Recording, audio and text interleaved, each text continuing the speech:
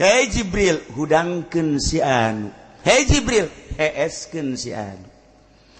Kunaon Gusti nu mantak dihudangkeun? Keuna tadarru ka aing sebabnya na bisa ngebersihan batin jang paneger dunia. Hudangkeun aing hayang ngadengel lengisan tengah peutingna si eta hamba. Lain jang kepentingan dirina jang kepentingan umat. Eueuh nabi eueuh rasul aing yeun wali aing nyana mah geus teu mikiran nyanana, kadang nyanana mah susah, kadang nyanana mah gering, kadang nyanana mah terhimpit, teu boga tanah, teu boga imah, kadang teu boga, tapi nyana memikirkeun umat. Hudangkeun Jibril. Akim fulanan hudang mandi wudu tadarruk ka Gusti Allah.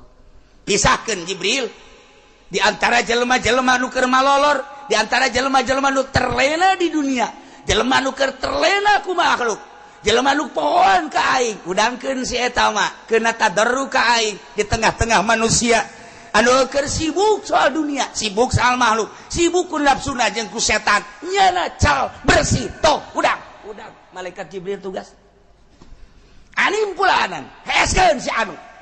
Kunaon Gusti mah kadeh teu hayang aing ngadengekeun soranganna, sebab pabelit jeung urusan karung, pabelit jeung urusan sawah, pabelit jeung urusan resin, pabelit jeung urusan batu, pabelit jeung urusan cincin. Unggal penting kieu bae heeskeun habak.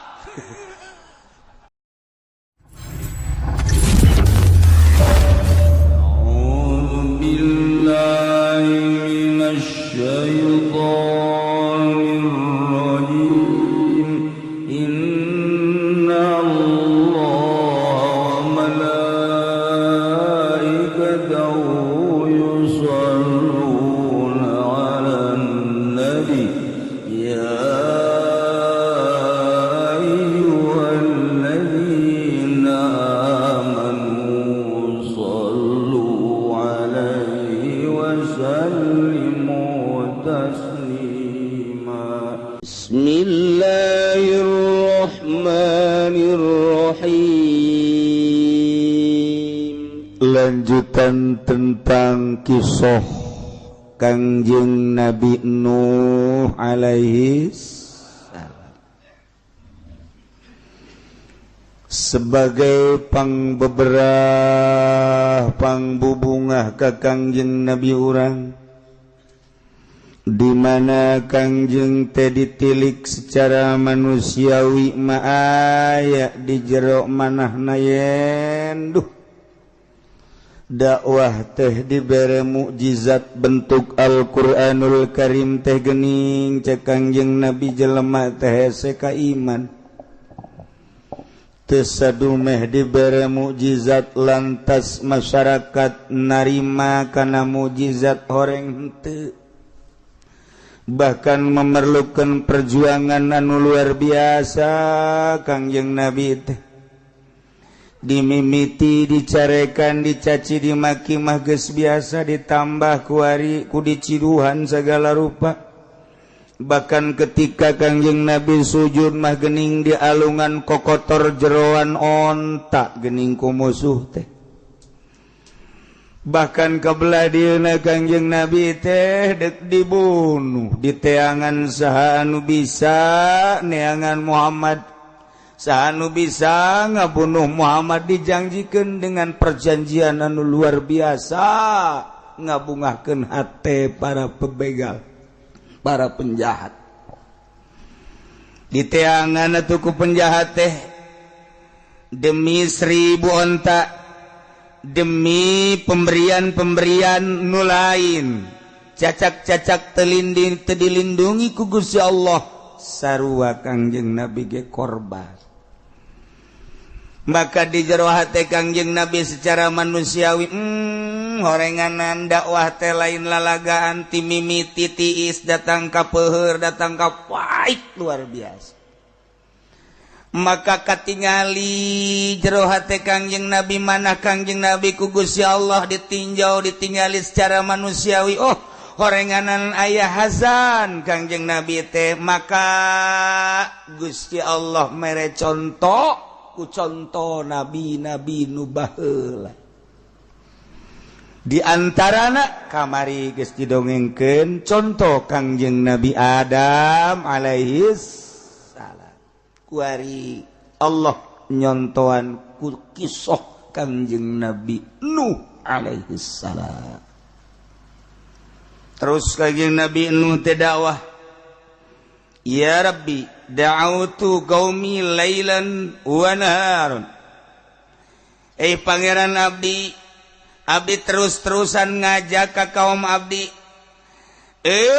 Senggang-senggangna abdi ngajak, berang peuting ngajak terus.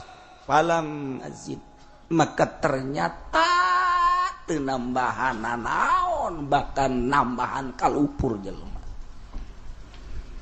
950 tahun dakwah teh ternyata Kangjeng Nabi Nuh teh anu kadenge ku ceulina bahasa rakyatna jeung masyarakatna timbul inna lanaraka fi dhalalim mubin.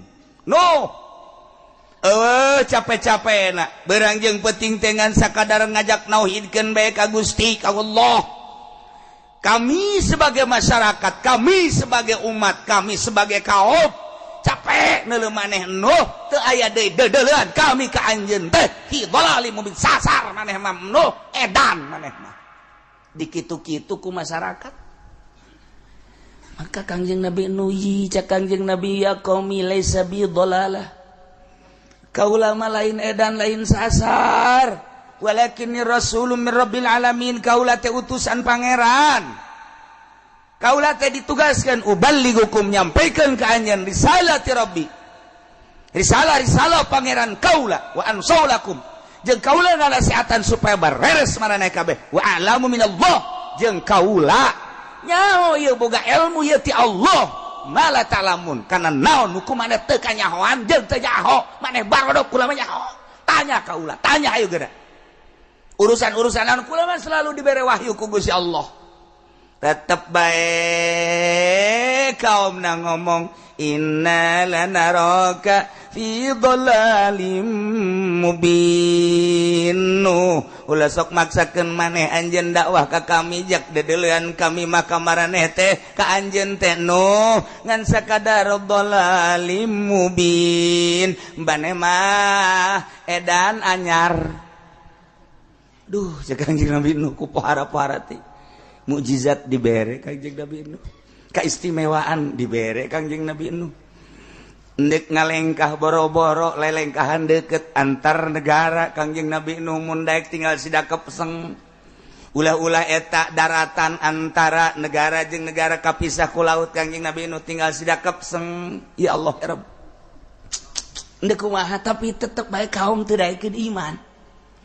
Tah kan jadi tiis ka Kangjeng Nabi jaheunya aing maca Kangjeng Nabi dakwah teh kakarak sabaraha taun 1 2 3 4 5 le geus aya nu iman tapi dulur aing mah nu ngaran Nuh baheula anak Kangjeng Nabi Idris turunan daripada Kangjeng Nabi Idris dakwah teh ratusan tahun nu nuturkeun tiis ka hate Kangjeng Nabi Nuh teh eta antara nabi kuari warasatul anbiya para ulama ketika orang negakeun agama kemudian masyarakat sekitar orang ngajebian ulah waka berwita kakarak ngajebian doang mah atulah sabira dijebian ieu mah geus ceurik bae babeja ka guru kunaon saya ceurik kula hendak pindah bae emang kunaon masyarakat sekitar ngajebian gua encan nyiduhan kan encan aya nyiduhan mah kakarak ngajebian ngaromong mun kula liwat teu nanya atuh teh mah teh nyeri cenah kiai ya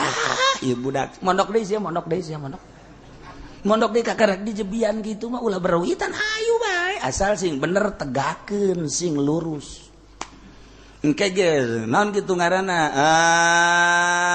lamun geus kadeuleu lurus mah geus kadeuleu bahwa urang teh bener-bener teger mutiara geus kadeuleu mutiara saha nu teu resepkeun sih boro-boro di darat di lautan jelema sanggup neangan mutiara silem aya di luhur gunung sanggup naik ka gunung jeung teuing ragage deuk neangan mutiara beuh di Garut aya batu Garut datang kara ribut eta teh dianggap mutiara sabaraha nu korbanna ge di Maja Kalimaya eta teh anu geus karendem di dinya nu paeh di dinya geus sabaraha puluh urang mah ka dieu nyahona beudeung Kalimaya tuh nu molodar sabaraha di jero nya silem ka jero gebruk ka dinya deuk kumaha coba dianggap mutiara kan kunyana wani nyana anu neangan emas sabaraha puluh sabaraha ratus teh anu langsung breg ka dinya deuk kumaha deui dianggap mutiara eta teh neangan mutiara ai urang ke aku kudu dijadikeun mutiara mun urang geus jadi mutiara herang kadeuleuh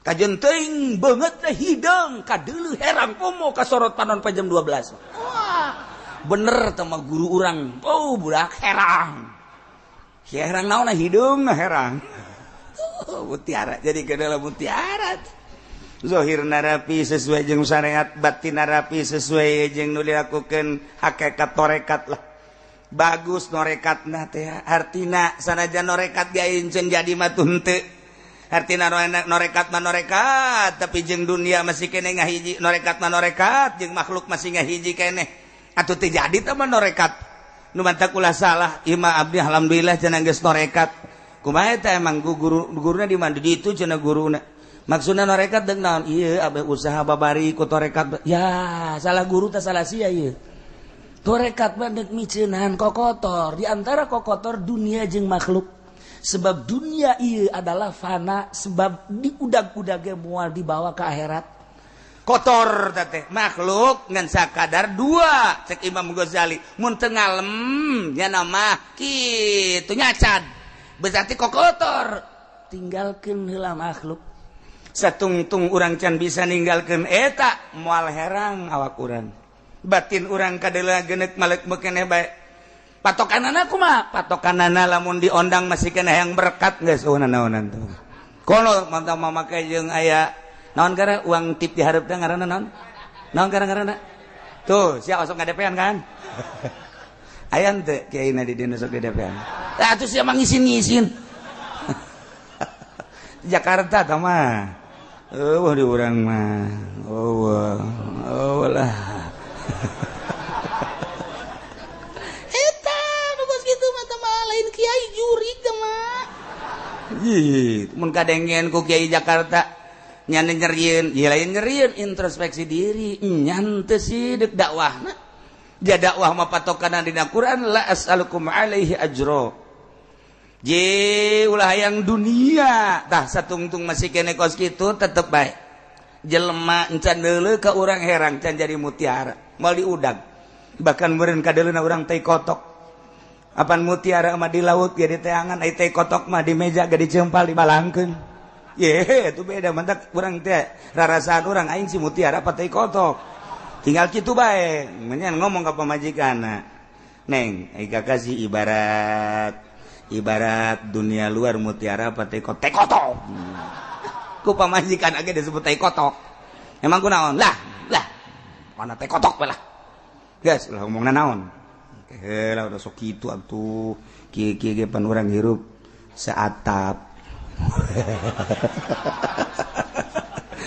untuk selama hidup kita kan kita satu atap jangan suka gitu neng ya kakak mah pelitan lain masalah pelit nah naon deui pelit jasa aja kakak mah kawin dia tuh ulah pelit ongkoh kawin dia ulah itu pamajikan nyiksa kos gitu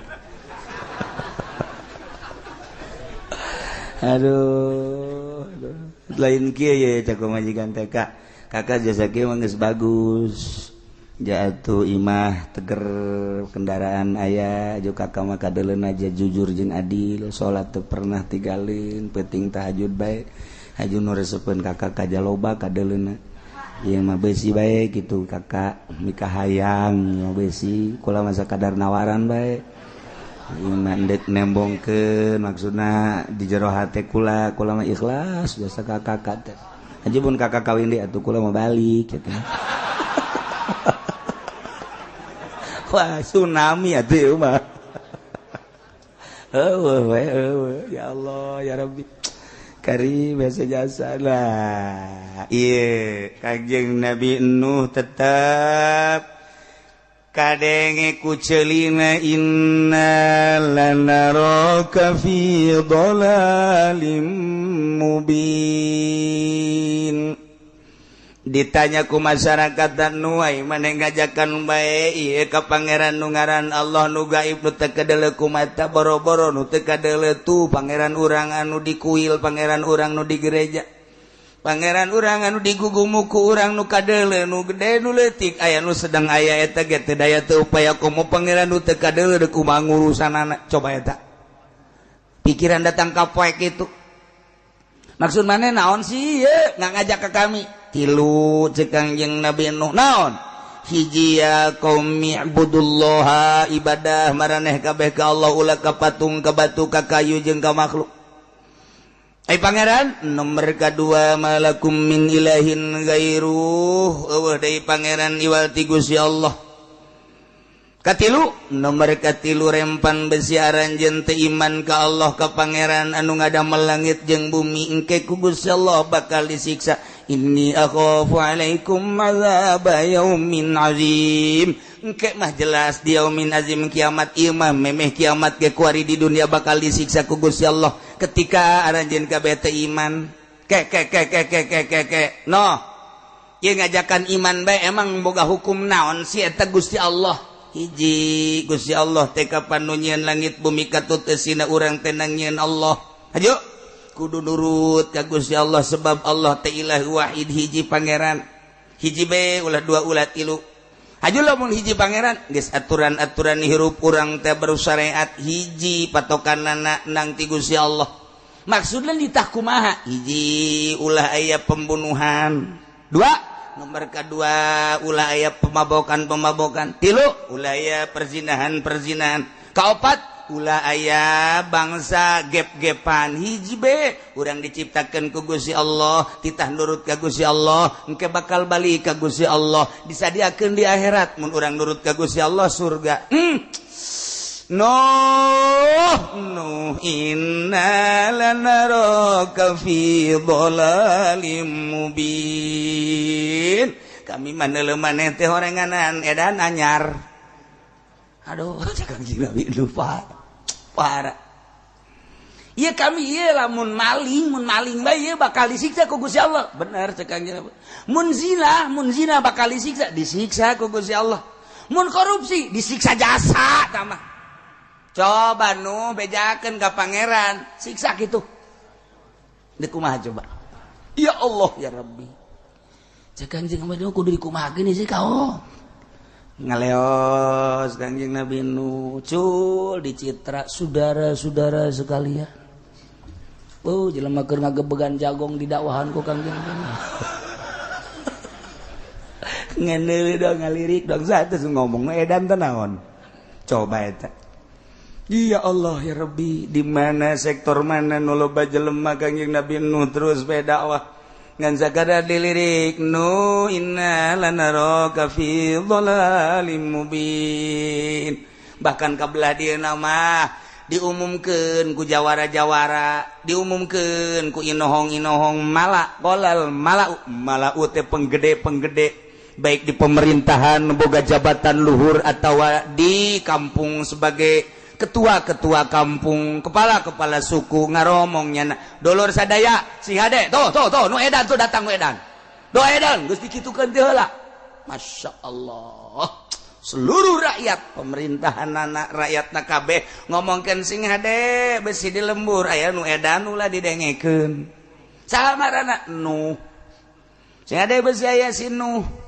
edan anyar leupas kade ya Allah ya Rabbi kitu bae cek Kangjeng Nabi Nuh ieu dipake karempan teh inni akhafu alaikum azab yaumin azim rempan besi aya siksa ke kumaha kula lamun dipanggil ku Gusti Allah haju dipersilakeun ka kula deuk dikumahakeun Nuh kaum anjeun besi kitu doang coba-coba wayahna iman wow berbagai daerah geus dieusian ku tokoh-tokoh sing hade nu edan anyar sing hade aya dhalalim mubin sing hade Nuh ngaranna kabeh serempak kabelah dia nama disurakan asal Kangjeng Nabi nu edan anyar weh kumaha coba Kangjeng Nabi nu ambo Kangjeng Nabi urang ngundang kiai kuari mah masih keneh dicium tangan sanajan semu ge sanajan semu ge geus pakeun deureus keneh bahkan geus bangsa 10 menit teh ka eureun nya geus musyawarah tambahan tak kurangan deureus keneh tah geus sakitu ya amplop nu tebal teh aja sekot kitu bae kurangan yuk kurangan geus aju geus baris urang bae jang urang tah mah geus lah pokona mah di jerona 10 juta orang cokot 5 juta geus aju di jerona cokot teh 2 juta geus tinggal 3 juta kuno katilu nu mikeun dicokot teh 1 juta tinggal 2 juta nasib jore jasa teh mah kiai keur jore teman nasib deureus keneh maksudna dihormati keneh lah urang mah masih keneh dibere cau bakakak segala rupa kadang-kadang datang ke imam geus basi masalah geus lah pokona masih keneh dihormati coba nuh edan ya Allah tuman teh Kanjeng Nabi beuki tenang we ih ayeuna encan kos kitu mah henteu senang Kanjeng Nabi horeng leuwih parah Kanjeng Nabi nu iyalah jang nyenangkeun Kanjeng Nabi urang Kanjeng Nabi Muhammad sallallahu alaihi wasallam lain 10 20 tahun ratusan tahun Kanjeng Nabi Nuh nu timbul inna lanaraka fi dhalalim mubin cek Kanjeng Nabi Nuh naon tah maneh ngabohongkeun ulah sampai ka ngabohongkeun naon tah maraneh heranan ulah heran ulah ngabohongkeun jeung ulah diheran-heran anjaakum zikrun kana yang datang ka anjeun piwuruk mirabbikum ti pangeran anjeun melalui lisan seorang lalaki mingkum ti golongan naranjeun kabeh yakni seorang lalaki anu sarua jeung maneh sakampung jeung maneh sakota jeung maneh sanagara jeung maneh bahkan maneh nyaho lahirna kaula nyaho gedena kaula nyaho kejujuran kaula ieu kunaon kaula timbul lahir ti kalangan maneh ti kampung maneh gede maneh nyaho ulin bareng gede belajar bareng dan lain sebagainya kok begitu kula diangkat jadi rasul diangkat jadi nabi ngabohongkeun jeung heran-heran aya piwuruk nu timbul ti kalangan aranjeun kula buktina nu diangkat jadi nabi jadi rasul kok diheran-heran dibohongkeun kunaon sih kunaon jadi kos kitu jak kula mah diangkat jadi nabi jadi rasul teh ditugaskeun ku Gusti Allah hiji liunzirakum ndek mere indar ka aranjeun kabeh nyingsieunan kade ilam tuminu lamun aranjeun teu iman ka Allah teu iman ka kaula sebagai rasul Allah bakal kena siksa boro di akhirat di dunia hiji nomor kedua walitat taqau jeung kaula litasieun ka Gusti Allah artina sieun ka Gusti Allah hargai Gusti Allah sehingga ku ngahargai menghormati Gusti Allah make kata aturan-aturan Gusti Allah cak Allah zina haram hargai cak Gusti Allah mabok haram hargai cak Gusti Allah maling haram hargai cak Gusti Allah membunuh haram hargai eta doang cak Gusti Allah ibadah dengan aturan-aturan Gusti Allah laksanakeun menghargai hukum-hukum Allah eta lah tugas kaula hiji liunzirakum besi kena siksa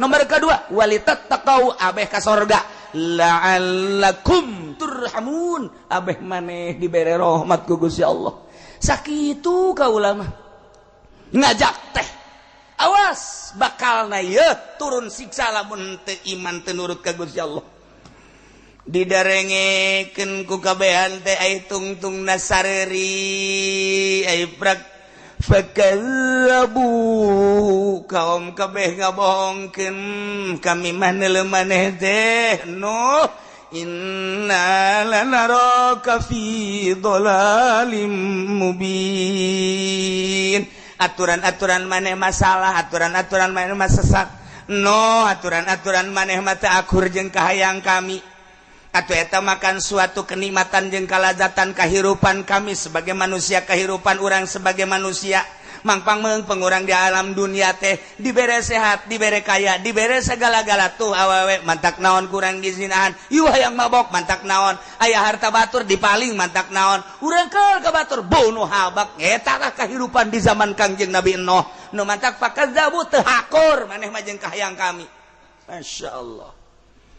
Kuari ge naon bedana ketika orang nyampaikan Al-Qur'anul Karim di tengah-tengah masyarakat, ulah-ulah kabeh sa Al-Qur'an tentang kisos, tentang zina bae, loba nu ngajebian, tentang mabok, loba nu ngajebian, tentang maling jeung korupsi. Urang ceramah pidato urang di tengah-tengah negara ibu kota Jakarta kudu didengekeun ke seluruh pemerintah nonggengan kiai. Ya buktina korupsi kabehan. Geus dikit makin menjamur, makin tambah. Dek dileungitkeun di era reformasi terutama adalah korupsi, kolusi dan nepotisme. Ternyata korupsi makin menjadi-jadi. Kamari mah korupsi teh ngan di luhur meja, kuari jeung meja-meja dilegun. Deuk kumaha coba? Sarua jeung kos kitu kan henteu kitu doang sarua, geus ulah didengekeun kiai. Dulur sing hade ieu teh Al-Qur'anul Karim. Ngan sakadar nyampaikan kanjen di mana-mana mararabok, di mana zina, di mana korupsi, maling dan lain sebagainya. Pembunuhan terjadi ya bakal disiksa ku Gusti Allah. Seakan-akan gerak ulah loba omong turunkeun habak siksa. Sareng gitu. Dia buktinya bertahan. Makin menjadi-jadi ku ari mah. Geus dibere warning ku Gusti Allah tuh tsunami 200 juta sakali pararae. Indonesia kabeh 250 juta. Sadunia pararaeh urangan saukur semenit 2 menit sampai 2 poe menyaksikan tsunami Aceh. Ternyata ka dieuna buang kawarah deui, tambah deui tsunami Pangandaran. 1 menit 2 menit makan dibanding-banding, woi Pangandaran mah teu sabaraha dibanding kunjung Aceh mah dahsatan Acehnya kunaon ngomong gitu. Tambah deui Padang ngegebrus-brus, tambah deui nu laletik Sukabumi, tambah deui Lapindo makin menjadi-jadi. Tambah deui di Kulon ala kadar gusar geser Garut, Cianjur dan lain sebagainya. Ieu sebagai warning dimimitian ku Galunggung baheula. Terus bae datang ka dieuna lain salaladar. Engke mungkin bakal dibere siksa nu leuwih dahsyat. Masyaallah ngan untung Allah teh neunden wali-wali Allah. Di provinsi Banten aya wali Allah, di provinsi Jawa Tengah aya wali Allah, provinsi di Jawa Barat aya wali Allah, di provinsi Jawa Timur aya wali Allah, berbagai provinsi ditendenan ku Allah wali-wali Allah. Ketika sepi wali Allah teh ditarik di berbagai negara, ditenden di jajang penguat supaya penting teh nyana hudang munajat ka Gusti Allah lain jang kepentingan pribadina tapi jang kepentingan umatna. Dakwah teu eureun-eureunnya nama terus mancala putra mancala putih kadang datang ka kiai, ka ustad, ka tokoh masyarakat, ka pemerintah. Terus bae lagi nyana imkan waktu teh digunakeun jang dakwah, bari nyana nyulusup teu kanyahoan. Beungeutna ge teu kanyahoan urang mana, mun ditanya urang anu tapi teu kanyahoan aslina urang mana. Atawa aslinya urang penduduk dinya terketahui kanyahoan. Ieu mah rahasia Allah. Selamanya terus baik dakwah insyaallah ngan mun geus buang kawarah teuing dipanggil ku Allah bejakeun Jibril indit kitu tidinya deuk disiksa kaum eta lamun geus dikitukeun. Boro-boro eta kapan urang tipe tinggi urang lamun dibere anugerah mah pan urang ge hudang apan Gusti Allah teh henteu nyicingkeun malaikat Jibril setelah teu aya rasul teu aya nabi anu selalu didatangan ku malaikat Jibril. Malaikat Jibril teh ditugaskeun mere wahyu ka para nabi ka para rasul. Mun wahyu jang nabi saukuran jang dirina, lamun wahyu ka rasul jang halayak rame. Ialah tugas malaikat Jibril alaihi salam. Ketika nabi ditungtungan ku Kangjeng Nabi urang khatamun nabiyyin wal mursalin laisa la nabiya ba'di. Deui nabi sabada kaula cek Kangjeng Nabi malaikat Jibril teh lain dipensiunkeun. Kita ngadatangan hamba-hamba Allah warasatul anbiya. Datangan malaikat Jibril teh ngadatangan para ahli-ahli waris Nabi, wali-wali Allah, solihin-solihin. Titah kumaha ngadatanganana? Cak Gusti Allah, ya Jibril aqim ya Jibril numpulan. Hei Jibril hudangkeun si anu. Hei Jibril heeskeun si anu. Kunaon Gusti nu mantak dihudangkeun? Keuna tadarru ka aing sebabnya na bisa ngebersihan batin jang paneger dunia. Hudangkeun. Hudangkeun aing hayang ngadengel lengisan tengah peutingna si eta hamba. Lain jang kepentingan dirina jang kepentingan umat. Eueuh nabi eueuh rasul aing yeun wali aing. Nyana mah geus teu mikiran nyanana, kadang nyanana mah susah, kadang nyanana mah gering, kadang nyanana mah terhimpit, teu boga tanah, teu boga imah, kadang teu boga, tapi nyana memikirkeun umat. Hudangkeun Jibril. Akim fulanan, udah. Mandi. Wudu. Tadarru ka Gusti Allah. Pisahkeun Jibril di antara jelema-jelema nu keur malolor, di antara jelema-jelema nu terlena di dunia, jelema nu keur terlena ku makhluk. Jelema nu pohon ka aing, udangkeun si eta mah keuna tadarru ka aing di tengah-tengah manusia anu keur sibuk soal dunia, sibuk soal makhluk, sibuk ku nafsuna jeung ku setan. Nyana cal bersih toh udang. Malaikat Jibril tugas. Anim pulanan, heeskeun si anu. Kunaon Gusti mah kedeh teu hayang aing ngadengekeun soranganna. Sebab pabelit jeung urusan karung. Pabelit jeung urusan sawah, pabelit jeung urusan resin, pabelit jeung urusan batu, pabelit jeung urusan cincin. Unggal penting kieu bae. Heeskeun habak. Deku aja, Pak. Ayo. Kiai anu ge heeskeun lantaran nyana kreditanna can aing gohol, segala ngredit, segala naon boga showroom segala. Molorkeun ulah keur tahajud. Berat karena tahajud teh dihudangkeun ku malaikat Jibril. Bahkan malaikat Jibril amanat ka setan-setan tumpakan habak. Tumpakan ku setan digegeupan ku setan. Pas aya nu adzan ge dicocok. Ulah kadang-kadang begitu hudang teh jam 7 teu ngadenge adzan keur beuti. Tuh cak setan ge. Setan lagi gila setan. Tuh tinggal introspeksi diri orang, ai orang bagian jelema nu hidup dihudangkeun apa bagian nu diheeskeun coba. Tuh kan sia ngomong sorangan diheeskeun cak sia. Lain sabaraga. Mahal teh hudang ti peuting teh. Jalainang urang sakitu keur ngeunaheunana hees ko hudang. Nang saha? Bahkan kakarek setengah jam ko hudang nang saha? Aya nu sajam ko hudang nang saha? Kadu kudaek nang saha? Kebersihan jiwa urang. Lamun lain malaikat Jibril ngehudangkeun ka wali Allah wal bisa. Ya Jibril, akim fulana. Ya Jibril, anim fulana. Masya Allah. Malaikat Jibril kia bae. Kamari mah ieu tadi udangkeun nya kercan ka Golkar mah ieu. Barang kuari ka Golkar cak Allah anim ulah dihudangkeun. Bener. Barang asup ka Golkar teh hudang-hudang. Kiai bloon teh kiainya. Iya, hadeuna aing teh jadi kiai atuh jadi kiai bloon ge 2 kali bloon. Mahal. Hudang Allahu Akbar beda hudang si ieu jeung si itu lantaran si ieu mah diangkat jadi awali Allah kebedaanna naon ngarasa jadi makhluk Gusti teh Khaliq ketika Gusti Khaliq abdi makhluk berarti abdi teh ti Allah deka Allah ku Allah di jero Allah naon pangaboga abdi atuh lamun kabeh nu Gusti abdi mah berenang teu aya naonan eueuh fana nya di dinya nu aya ngan Allah. Nah etalah anu ku Gusti Allah tita dihudangkeun melalui malaikat Jibril. Ya Jibril, agim hudangkeun saprovinsi hiji mah aya. Ketika eueuh nu kos kitu terlena manusia. Nyana terus-terusan dakwah tanpa pamrih. Ngan teu nyaho bae urang mah.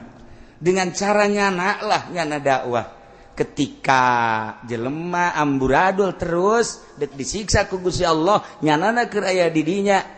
Bejakeun Jibril indit kitu didinya ulah didinya seakan-akan nyana nanya ai kitu dek naon dek disiksa lembur eta. Masya Allah nailah sarua bae mun kuari urang dakwah terus sesuai jeung Al-Qur'anul Karim nu pangheulana nentang kapan pemerintah berarti iyalah sumber siksa nyana nentang ulah make Al-Qur'an demokrasi bae. Ieu mah keur carita, masalah atuh kos kitu ngan siap-siap disiksa. Nu mantak urang kuari disiksa terus kunaon? Teu make Al-Qur'an. Teu make Al-Qur'an, minimal hargailah Al-Qur'an atuh. Komo geus aya bahasa Al-Quran sudah tidak relevan lagi diterapkan di negara Indonesia. Soeken sungutna. Kadi soeken. Gelut aing jeung aing. Ji aing mah ngabela Allah aing mah ngabela Allah. Paeh ge sorga sia paeh jahanam sia. Di pangeulana urang jeung eta.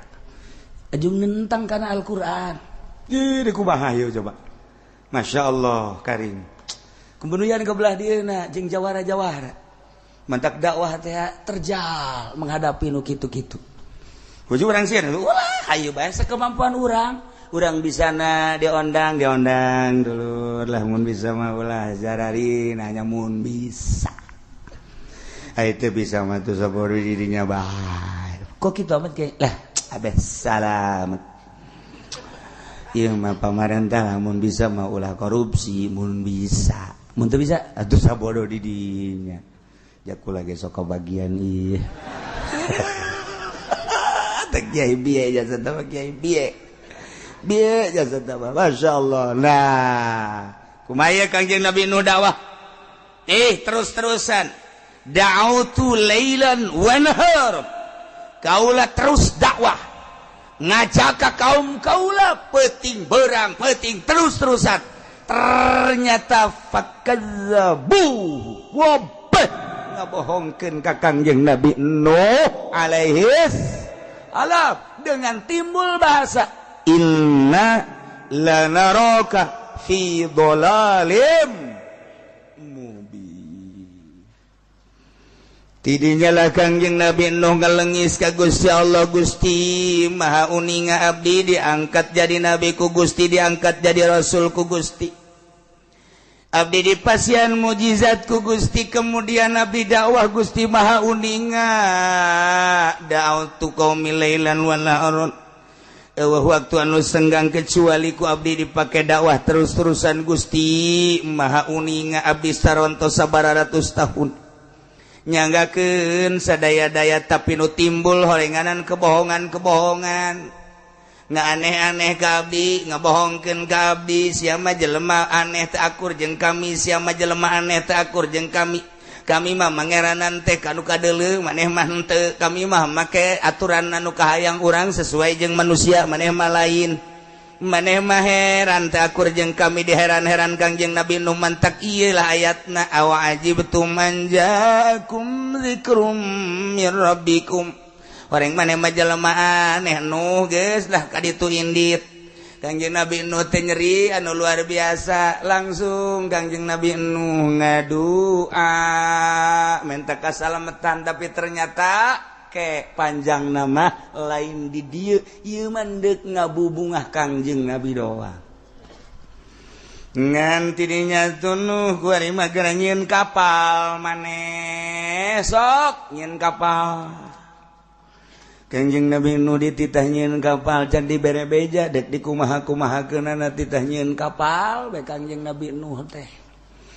Ngan ceuk Kangjeng Nabi Nuh aya nyieun kapal mah pandai kapal mah bakalna di luhur cai berarti kaum teh neuk dikerem.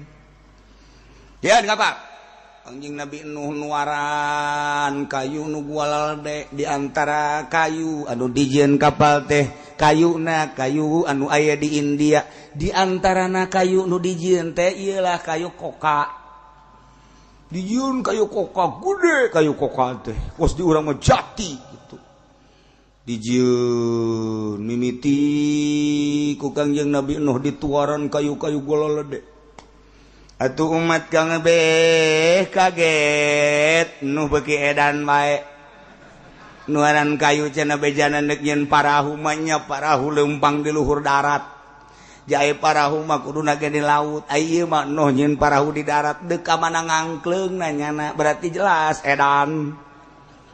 Dituaran ku Kangjeng Nabi Nuh, geus dituaran diantop heula lantaran aya kulit. Deuh Nuh kaburu paeh tah sia. Nyieun kapal sorangan bae, kayu-kayu galede. Leuh, Nuh atuh maning akur jeung urang. Cakaom bener oge. Kakawasan Gusti Allah teu kaharti ku urang mah ternyata horenganan Gusti Allah mah babarieun. Begitu geus dituaran, menang sabulan, menang 2 bulan, langsung poek hujan barang hujan karendem geus karendem hujan sakadar jangan rendem doang tamah masalah tau masyarakat mencan kakerem kakarak hujan jangan rendem kayu doang di leuweung atuh base kayu teh geus base di dinya jelema arasup ka dinya urang kampung jawara-jawara jeung tokoh-tokoh pemerintah ngainstruksikeun urang kuari ngeunaheun jasa boga kayu sing jaropak urang isingan bae di dinya masyarakat salembur-lembur ngising di luhur kayu Kangjeng Nabi Nuh ye bebo budak kayu aing diisingan Gusti ya. Lapor Kangjeng Nabi Nuh ka Gusti Allah Gusti eta kayu geuna ulah loba omong noh. Aya rahasiaan, tempokeun bae. Atuh Gusti. Sugan teh mah abdi meunang we lah. Ulah, antapkeun. Pohara jasa diarisingan. Horenganan eta aya rahasiaan. Geus kitu geus diisingan tai ambalaya di luhur loba jasa Allah ngirim manuk nu beuki tai brong kadinya diparacokan eta tai tungtung nama jeung kulit-kulit kayuna jadi teu kudu make tanaga Kangjeng Nabi noh ku manuk beden nu beuki tai jeung kulit-kulit tinggal Kangjeng Nabi noh seuri bejijah heunya capek urang mun ku urang sorangan mah horenganan Allah mah babarieun tentarana manuk bahkan kadeuleu manuk lalapar keneh kurang keneh parab pohara kuring mah lalesan di cek Kangjeng Nabi heuh mantap ke loba tatanya cek Gusti Allah aya rahasiaan tuh kan mantap Allah maka bege aya rahasiaan boro-boro naon Allah manyin reungit bae aya rahasiaan urang mah greget horenganan bakal diciptakeun pabrik roda 3 mah tuh mah semen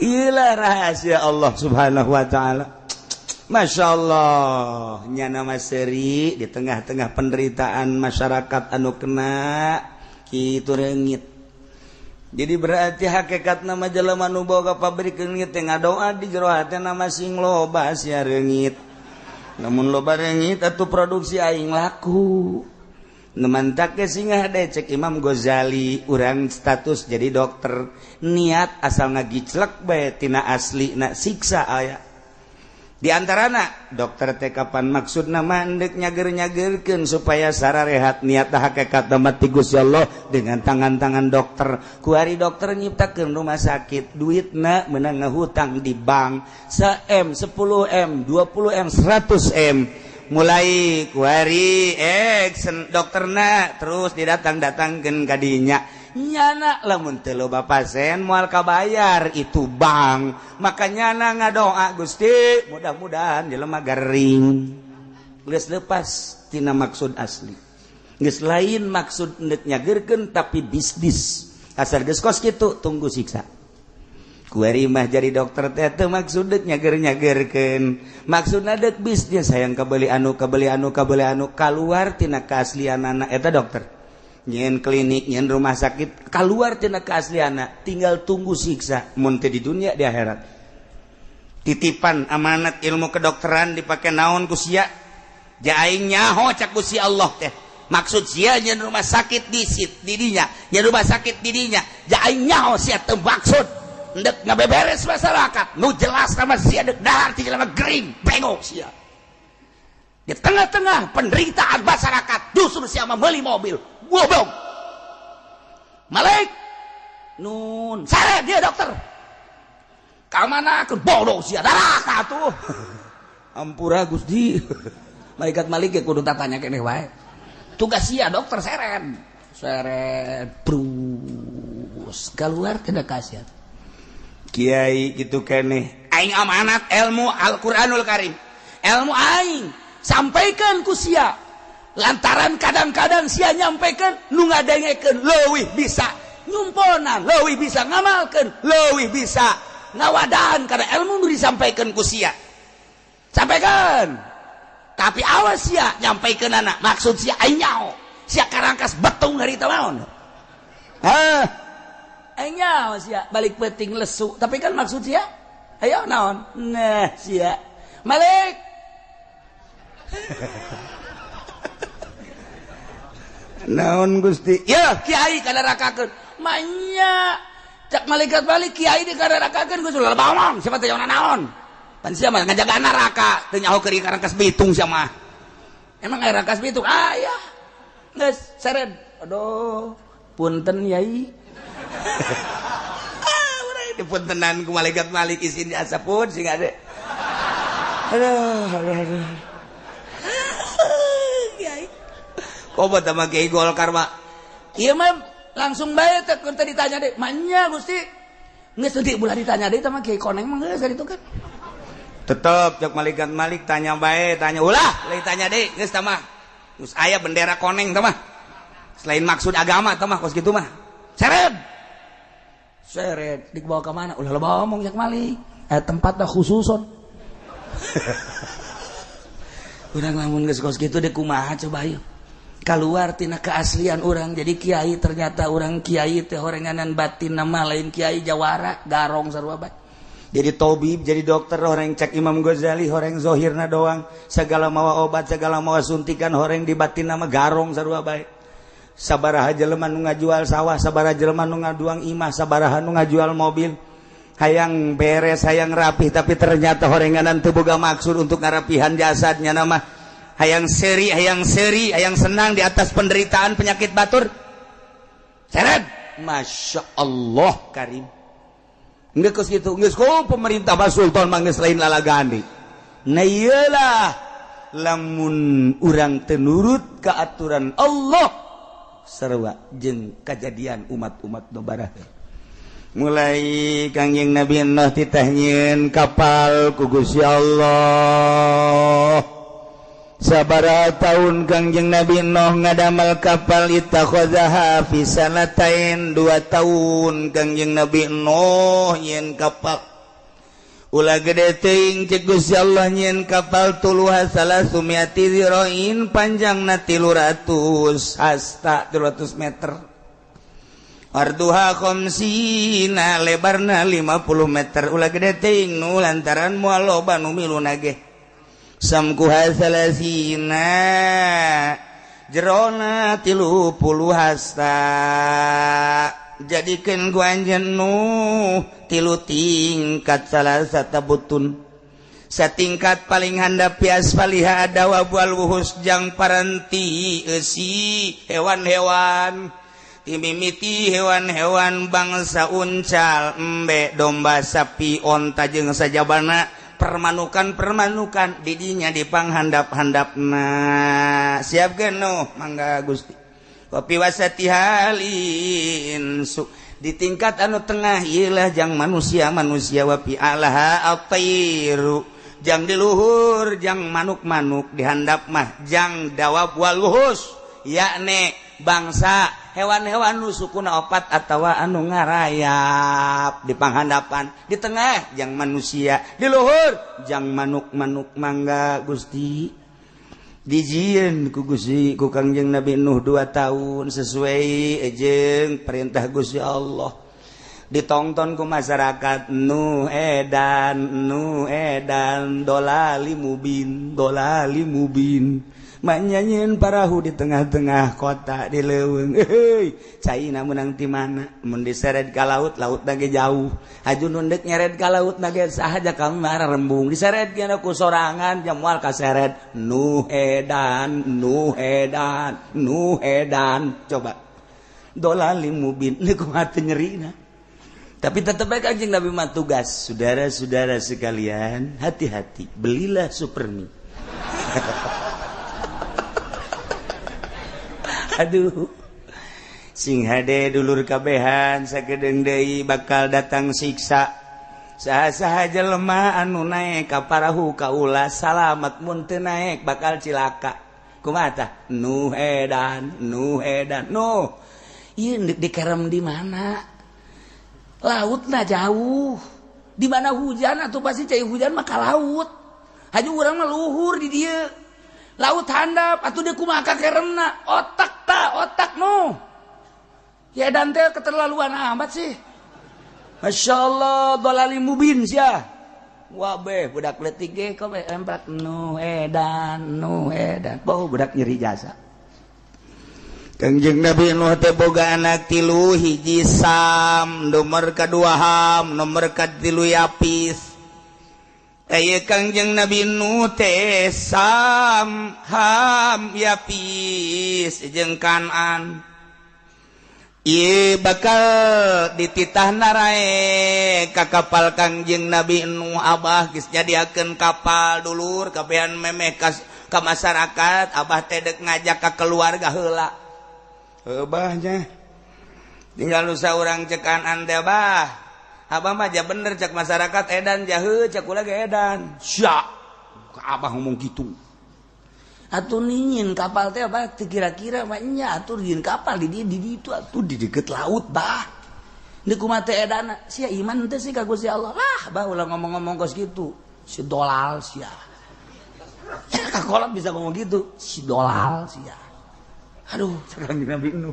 Pahara amat ieu anak. Masya Allah. Cek Gusti Allah geus tunduk kana maktu ninggang kana mangsa. Umat anjeun teh ku bangka warahna ulah jadi pikiran lain masalamatkeun anjeun jeung nu iman ka anjeun. Nu iman ka kaula jeung nu iman ka anjeun geura celuk geura titanare ka kapal anjeun ka parahu anjeun. Gusti naik teh atuh mun abdi titah nare ka kapal meureun beuki diedan-edan atuh kudu kumaha Gusti menya panas titah naik kapal.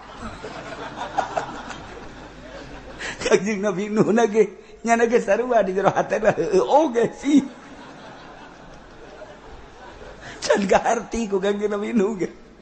Aduh Gusti abdi ayu kita naik ka kapal mah heula tuh Gusti. Ieu dikerem innahu mugrakun. Maka dikerem. Tandana dikerempan kudu aya cai Gusti. Ngana caina. No di mana-mana hau ngaluarkeun cai di dinya berarti tanda dikerem. Hujan memual sabaraha nu hujan mah aya ngan nu jelas cai lain ti cai hujan tapi dihau parantiseuna timbul cai.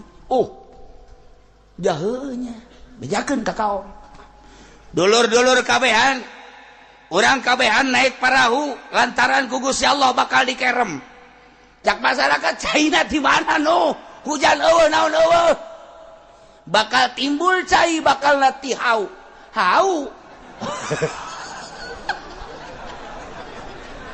aduh cak masyarakat beki jero edan woi no aing mah mun kadege kieu mah cai bakal na timbul ti kali mudal ka harti cai bakal cai hujan ka harti cai bakal bedol solokan anu ka harti ieu mah ti hau aya cai adoh noh. Kos gitulah ti Gusti Allah di jero hatena aing ge sarua. Kan aing mah yakin ka Gusti. Naik. Lah, noh geus, sama edan beneran. Kamari mah kakara ge semi-semi. Kuari masih edan beneran. Kamari mah sia ngagotokan batu, beut batu, ngagosokan batu beurang doang. Kuari mah di ro kamar jeung para tinu muterna naon kadang-kadang. Gurinda-gurindana dibawa ka jero kamar kieu bae. Uwe. Edan beneran kuari mah geus.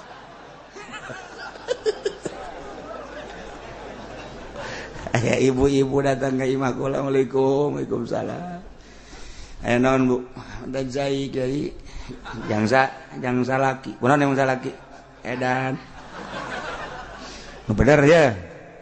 Salaki kula kamari mah ngagosokanana di luar doang jeung babaturana. Kuari mah eta gurindana dibawa ke jero kamar. Ajukunyana digurindah hiji-hiji haju digosokan geus sababaraha poe ai batu diusapan ai kula henteu. Dan beneran salaki geus beta cai bae lah agutkeun ka kiai coba bae eta. Lain lalagan berarti kan bener edan eta. Beta keun cai datang deui kumaha kuari beuki parah.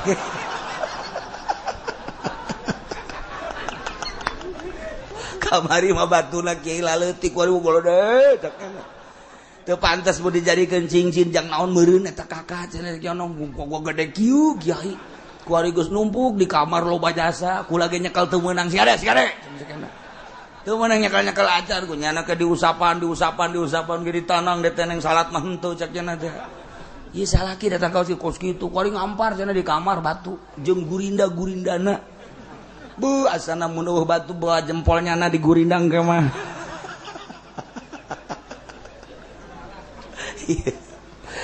Kangjeng Nabi Nuh terus beda naik tapi bener keluar orang bener tihau jija bener hujan nama teh sabaraha ayo gara naik tuh geus nyatakan dihau keluar cai bener ayo bener namangan lanuh sagede-gede cai tihau atuh moal kudu banjir dina babanjiran ge pasti ka laut bener mulai tuh kan ieu mah siksa Allah mah maha kawasa deuk kumaha ge hayo lah moal ditungguan ku kami coba paling sacangkeng cek nya teh ieu mah siksa ieu mah moal kajen ku kumaha ge moal katahan hayo geura naik nu hayang mau salamet geura naik ka dieu naik moal lah kami mah wer datang mah paling sakieu geus moal kabeh gitu deh cak nu sejen teh kami mah bakal narekat luhur sungsuhunan manya aya banjir ka sungsuhunan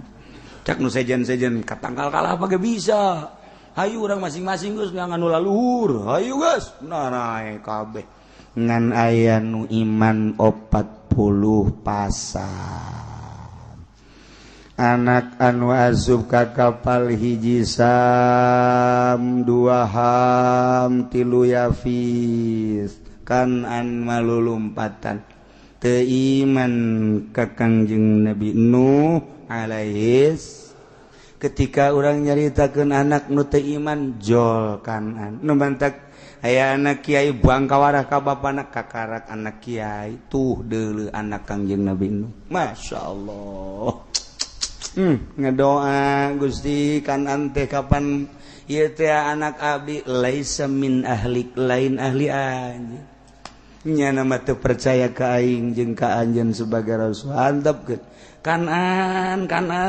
cek Kangjeng Nabi hayu moal salamet ieu mah moal bah kula manduk naik ka ditu ka tangkal kalapa ieu mah moal salamet ka tangkal kalapa ge aya kade gunung bah kajen kuku moanya banjir datang ka gunung waduh buang kau arah gas tidinya lah naik ke kapal Kangjeng Nabi Nuh 40 pasang manusia kanu 40 rajulan wa 40 imro'atan lalaki 40 awewe 40 kemudian anak Kangjeng Nabi Nuh Sam anu bakal Abul Arab urang Arab teh keturunan Kangjeng Nabi Nuh tina anak nu ngaran Sam nomor kedua Ham Abu Sudan ieu mah hideung bakalna eta orang Sudan, orang Ethiopia, orang Habsya, orang Osar Somali eta nu hararideng keturunan Kangjeng Nabi Nuh ti Ham wa Yapis jeung Yapis yang mah putih anu luar biasa wa Abu Turki ta orang Turki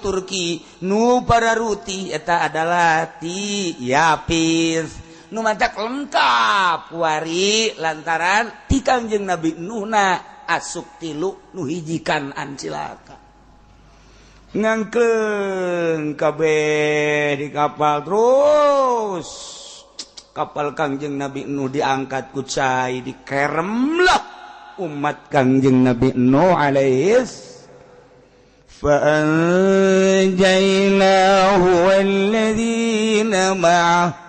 walladzina ma'ahu fil fulk wa aghraqna alladhina kazzabu biayatina setelah kaum Kangjeng Nabi Nuh ngabohongkeun ka Kangjeng Nabi Nuh kemudian Kangjeng Nabi Nuh ditahnyieun kapal terus dibanjirkeun ku Gusti Allah langsung tita arasup nu hayang salamet 40 pasang arasup selain daripada hewan-hewan nu arasup kadinya dihandap dawab jeung wuhu setengah manusia 40 pasang kemudian manuk di luhur ngangkleng dikerem eta ku Gusti Allah tapi Kangjeng Nabi Nuh na Fa'anjaynahu kami nu agung nyalametkeun ka Nuh walladzina ma'ahu jeung jelema-jelema nu iman babarengan di parahu Kangjeng Nabi Nuh jumlah 40 pasang fil fulki nu aya di jero parahu saliyana wa aghraqna alladzina kadzabu kami ngerem ka jelema-jelema anu ngabohongkeun biayatina ka ayat kami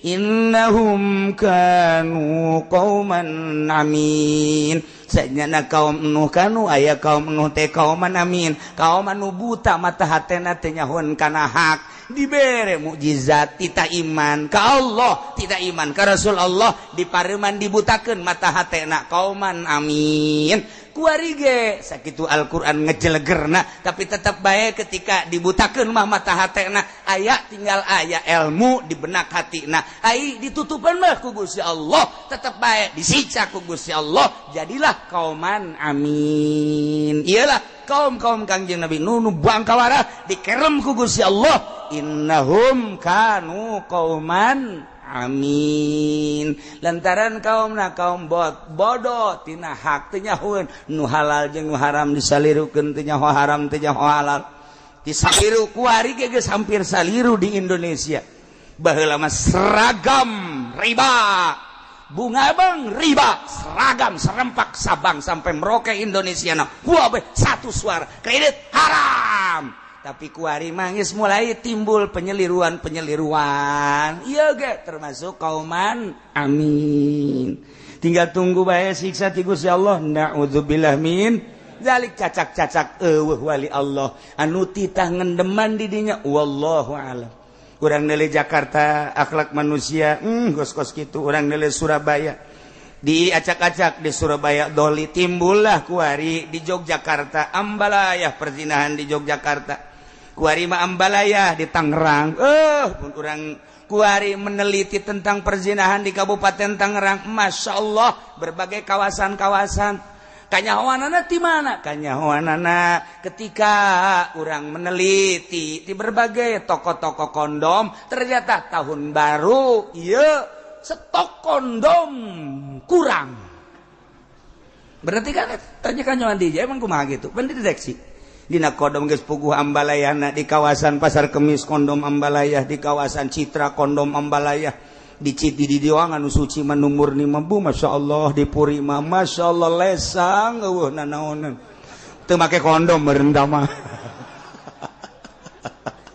ya Allah ya Rabbi tinggal urang bae anu sok munajat ka Gusti Allah Gusti horenganan batur mah terlena amat geus mah ngadenge mabok geus mah ngadenge pamalingan kuari ambalaya tambah deui perzinahan ya Allah ya Rabbi ieu sedek dibakal dikumahakeun ku gusingan urang teu meunang kitu bae jak Gusti mah fa'alul lima yuri tinggal nyanggakeun bae urang mohon sorangan Gusti salametkeun abdi salametkeun keluarga abdi pamajikan anak incu abdi jeung tatangga abdi jeung salametkeun muslimin muslimat nu mantak diberelah ku Kangjeng Nabi Allahumma gfir lil muslimina wal muslimat ngangkleng kapal Kangjeng Nabi Nuh warokibaha fi asyri rajaba Kangjeng Nabi Nuh ketika naik perahu teh tanggal 10 bulan Rajab ngangkleng mengarah ka Turki wa nazala minha fi asyril Muharram turun tanggal 10 bulan Muharram Rajab tanggal 10 Rajab rawa puasa Syawal hafid haji Muharram tanggal 10 berarti sabaraha bulan di luhur kapal langsung mendarat di Gunung Ararat Turki nu mentak gunung anu luhur di Turki ngaranna Gunung Ararat di dinya teh gunung anu hese dideteksi baheula teh baheula ilmuwan kobe mendeteksi di mana ieu kapal Kangjeng Nabi Nuh nu anehna ketika aya manuk liwat ka dinya minggir sakumaha Baitullah manuk ti dieu kenceng asal di gunung eta minggir ditelitilah ku ilmuwan vulkanologi dan lain sebagainya arkeologi dan sebagainya nah meureun di dieu geus sabaraha profesor nu deuk turun di dinya teu kanyahoan eueuh geus ratusan profesor sakumaha jelema hayang nyaho kana tungtung Bangawan Nil selalu geus ribuan eueuh ieu ge sarua hanya di zaman akhir Soeharto harita dibuka sejarah ternyata eta aya seorang waliullah di Turki setelah ngadoa mohon ka Gusti hayang naik ka luhur naik nyana ka luhur ternyata parahu aya keneh di luhur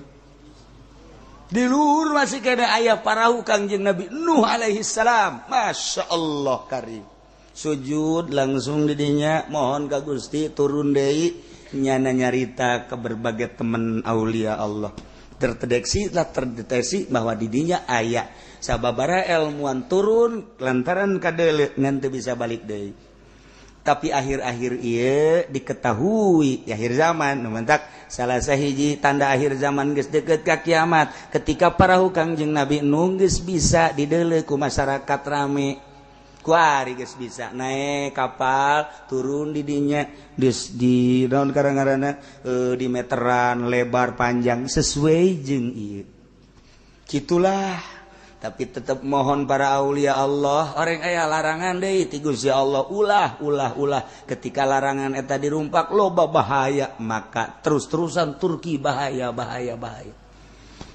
kebahayaan itu paling besar mulai ti zaman Raja Kamal eta anu ngaeuweuhkeun khalifah di dinyalah mulai hancur-hancuran Turki datang ke ayeuna Turki terus-terusan hancur selama 100 kurang lebih tahun hancur Turki setelah diketahui memeh eta 100 tahun geus terketahui eta mulai ti dinyalah ngan diturunkeun nama kamari 40 tahunan silam di kadeuleu biasa kieu Masya Allah. Nah ialah sejarah singkat ke panjang nama di hareup numantak besi urang hayang nyaho kapal Kangjeng Nabi Nuh yuk bareng jeung kula daftar saurangna 50 juta insyaallah henteu teh mahal 50 juta henteu teh mahal lain lalagaan beneran ieu mah 50 juta murah urang berangkat ku kula bakal diajak neuleuh parahu ka Tanjung Pasir tetap ongkos 50 juta Pak. Ya Allah ya Rabbi. Nah masih kena aya dongengna lantaran waktu dah guys itu punon karena sahab tinggal orang ngalanjutkan wa arsalna ila adin wallahu a'lam.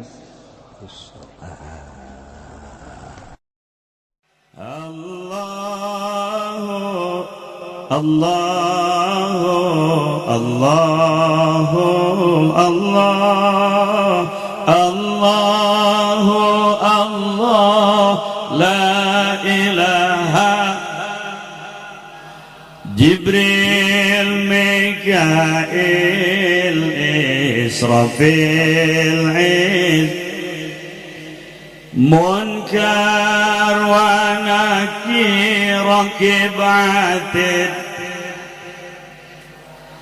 Jibril Mikail Israfil Izrail Munkar wa Nakir Rakib Allahu Allah Allahu Allah la ilaha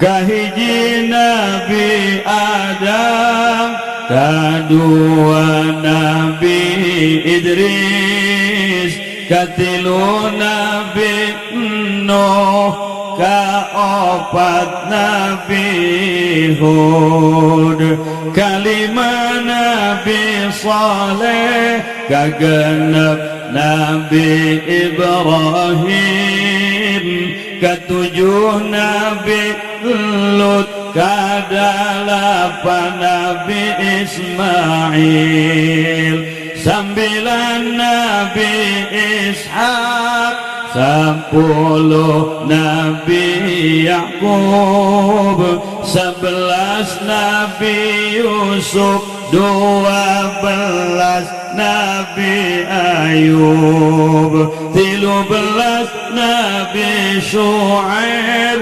14 Nabi Harun, 15 Nabi Musa, 16 Nabi Ilyasa, 17 Nabi Zulkifli, 18 Nabi Daud, 19 Sulaiman, 20 Nabi Ilyas, 2 hiji Nabi Yunus, 22 Nabi Zakaria, 20 Nabi Yahya, 24 Nabi Isa, 25 Nabi Muhammad sallallahu alaihi wasallam. Moal ayat Nabi dugi kapoe, moal ayat Nabi dugi kapoe.